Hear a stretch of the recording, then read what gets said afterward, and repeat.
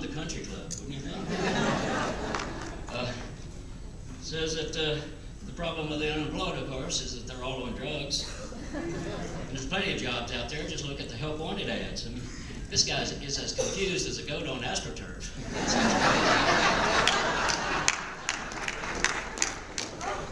But you know, I can't really point fingers at Corbett or Pennsylvania because I'm from Texas, home of the Lone Star Lunatics Club. We got Ted Cruz, who proves you don't even have to be sane to be a U.S. Senator. Rick Oops Perrier, our governor, who really puts the goober in gubernatorial.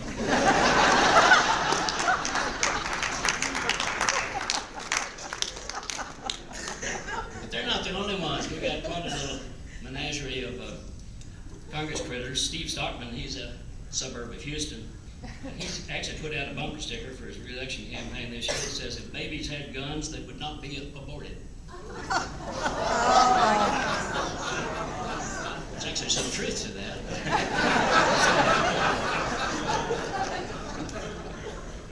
You hear these people talk and you think, 100,000 sperm and you were the fastest.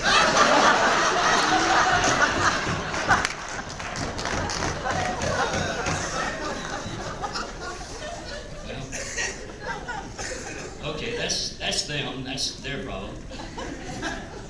But their aloofness and their shameless whoring for America's corporate plutocracy does not translate into victories for progressives, especially when we still have, let's be honest among ourselves here, way too many Democrats hugging those same plutocrats.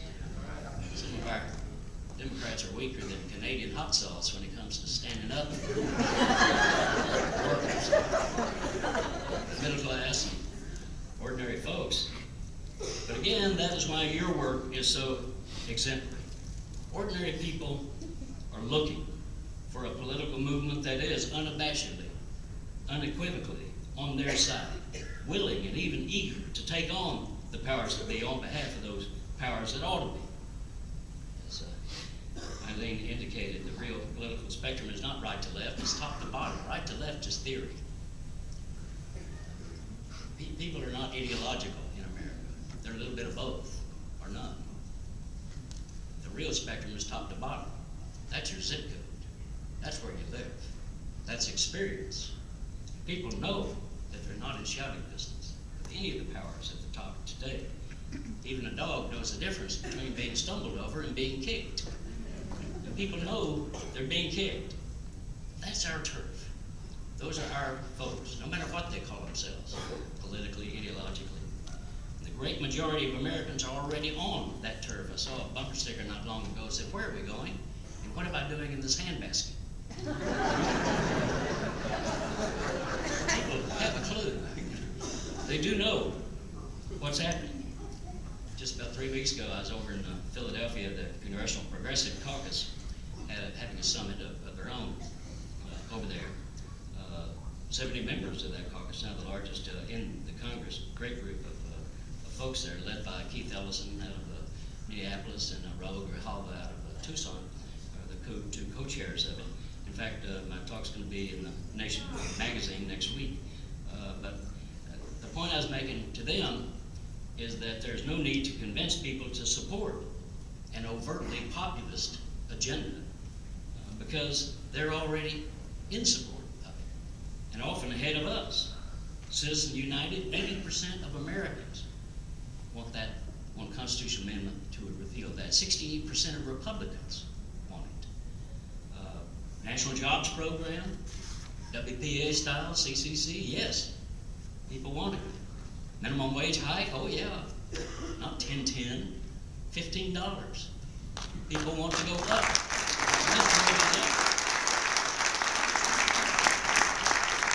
Equal pay for women, yes. Robin Hood tax on Wall Street speculators, you bet. Medicare for all, yes, that's what we want.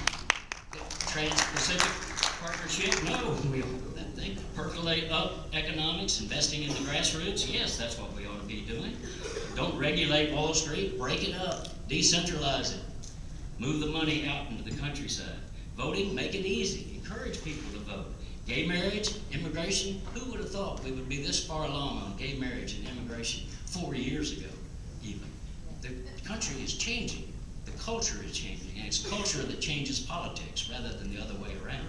So the culture, indicated by what I just went through there, just on those items, is ahead of us as progressives. So we need not fear taking our boldest idea out to any community in this country.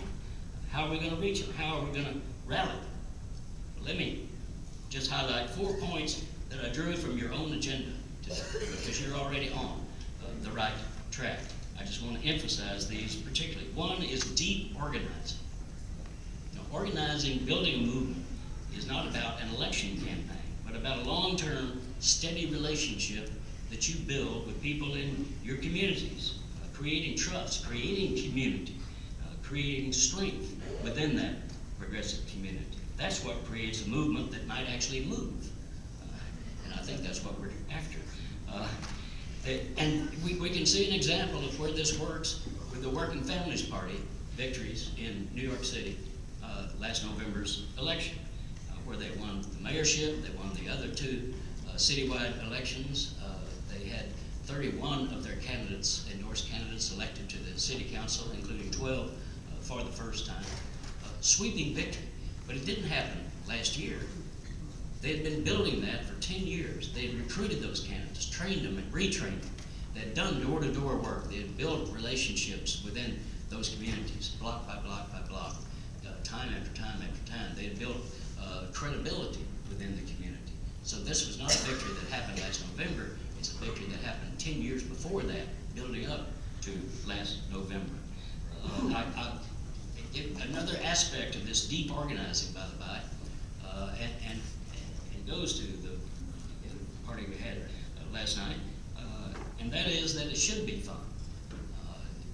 We should put the party back in politics, I believe, and we should have events. I'll give you an example. That's something you might consider doing here and other states as well. Happens in Wisconsin right after Labor Day every year, called the Fighting Bob Fest. It's led, or some people have been there. It's named after Fighting Bob La Follette, the great progressive leader out of Wisconsin. And the Fighting Bob Fest is a day-long county fair of politics, but it is mixed, intermingled with music, with beer and wine. You got to lubricate the movement. It is mixed with art. It is mixed with fun. And 10,000 people come to this event every year. They bring their families. They stay all day. There's a farmer's market. There are 100 organizations. They're grassroots organizations signing people up for actions. 2 radio stations broadcast live from there. Again, it's a political event that people actually want to come to. The head of the Democratic Party chastised Ed Garvey, the guy who started this event over there, and said, "Well, you're just having this event, and you're drawing energy out of the Democratic Party." And he said, "Well, how many people do you get coming to the Democratic Party convention?" Right. And I said, "Well, 500." He said, "Well, we get 10,000." You might want to look at what we're doing and consider doing something like that. So deep organizing is essential, and then organize particularly around values. We need to draw back a little bit from our inclination to dump our entire landfill of facts and talking points on every individual that we meet. A little less issue speak and a little more value speak, I think, would advance us. And again, those values of economic fairness, social justice, equal opportunity for all people. The American people have that within them. That is in their gut. And if we put it in that context, our issues in those contexts, this is what we're talking about.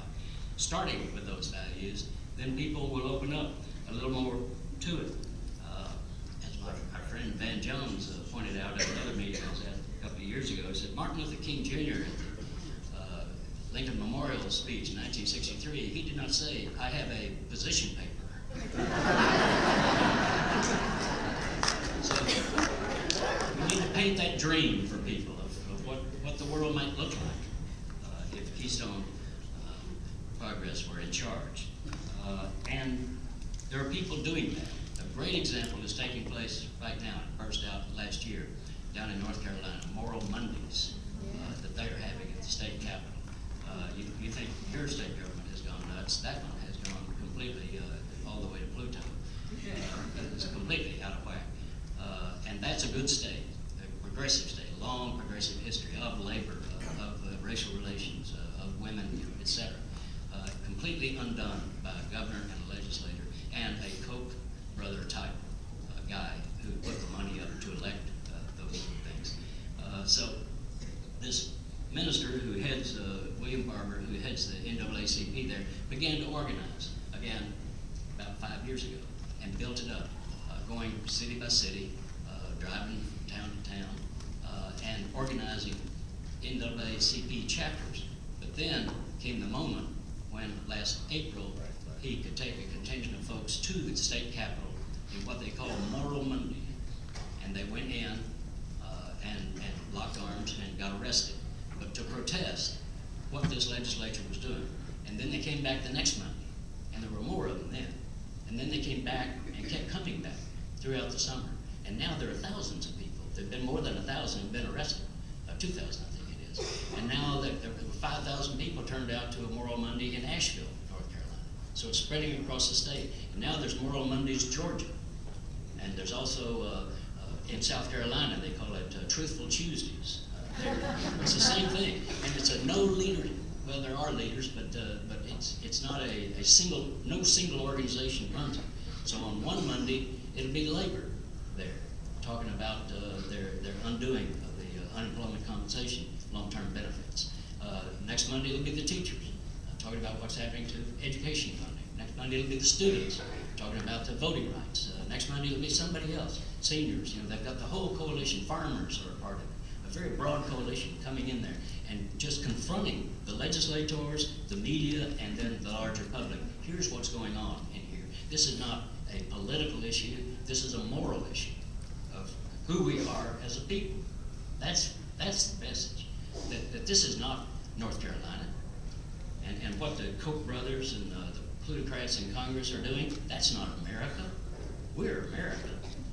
Economic fairness, social justice, equal opportunities for all people. Those are the values that America was founded on. So we need to talk those values more than we have been. Third thing, stories. Kind of connected to that one right there. We need to tell more stories. The internet and the social media. We need to get much more savvy on that. It's not just the social media is not just about street organizing, show up over here at a certain time. Really, it's about developing some emotional resonance, believe it or not, through computers. And it just opens the gates when you invite people through social media to tell their stories. My friend Deanna Zant, she's a social media guru. She's on the board of our Hightower Lowdown publication. She does a lot of this work, gives workshops on it, etc. And she did a thing when the Komen Foundation, Susan Komen Foundation, withdrew funding from Planned Parenthood. Of course, the internet fired up and said, well, let's raise money, which is a good thing. They did. They raised a bunch of money for Planned Parenthood. But Deanna said, well, what about people who can't give money, don't have money to give? What are they supposed to do? And so she started a thing called Planned Parenthood Saved My Life and put it up a social media website. And the stories poured in, personal stories of how Planned Parenthood had affected these people, how it had changed their lives. It was powerful, very, very emotional. And that resulted in Planned Parenthood getting 6 million additional email addresses from that one website. This is the power of it. And we need to go out there and do that. And then we do need to tell more stories. Again, kind of related to that notion of language. Is how we tell stories.